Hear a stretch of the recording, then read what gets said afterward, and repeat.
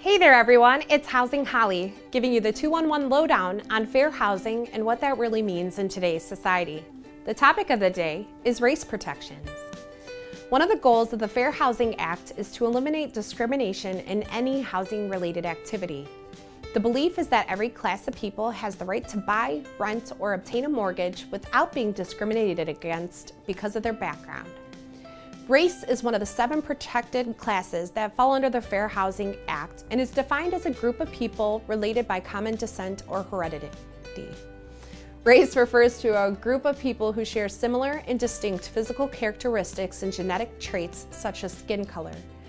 Ethnic and racial minorities are impacted the most by housing discrimination. Racial discrimination can occur in both the housing industry and also in the workplace. Some examples of inappropriate conduct based on race or ethnicity include, but are not limited to, refusal to hire a qualified individual because the individual's race or ethnicity, and disparaging remarks about an individual's race or ethnicity.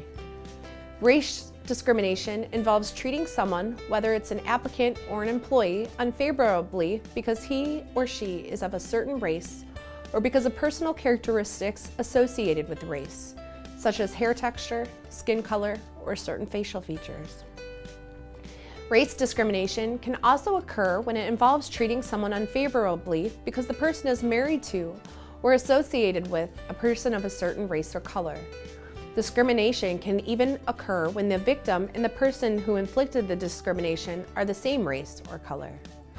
Specifically, property owners, financial institutions, and landlords may not refuse to rent or sell housing, refuse to negotiate for housing, make housing unavailable, provide different terms to different people, or deny access to or membership in a facility or service related to the sale or rental of housing, just to name a few.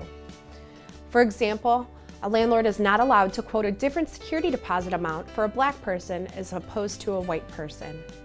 They are also not allowed to do a criminal background check on only certain people they choose. If they are running a background check on one applicant, they must run it on every applicant. Every year, the National Fair Housing Alliance releases a report on trends in fair housing, including the most recent data on reported instances of housing discrimination in America.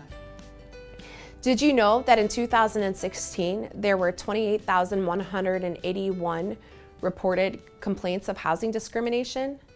Of these, 19.6% were based on racial discrimination. This just shows that although there are laws in place to prohibit things like this from happening, it still happens.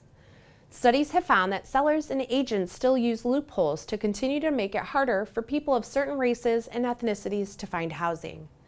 These tactics included not only telling clients about fewer properties or showing them fewer in person, but also what was said during visits, perhaps in an attempt to intimidate buyers or renters to keep them from a certain home, condo, or apartment. Race discrimination is still at the forefront of today's society, and it's heartbreaking that within our communities we cannot come together as a whole.